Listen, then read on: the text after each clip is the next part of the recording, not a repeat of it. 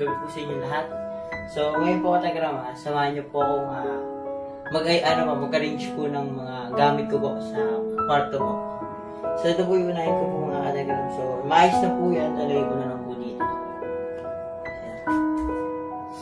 Unahin ko na po yung mga una.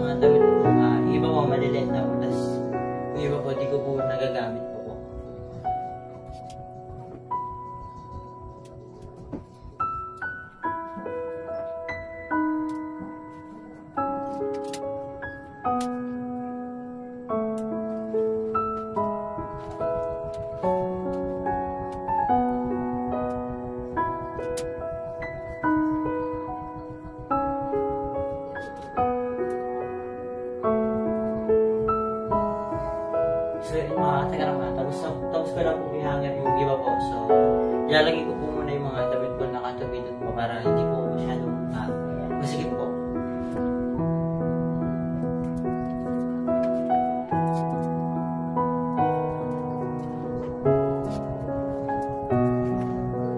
Maraming salamat po sa walang sawang pagmamahal po na ibinaparamdam niyo po sa amin. Hindi ko po.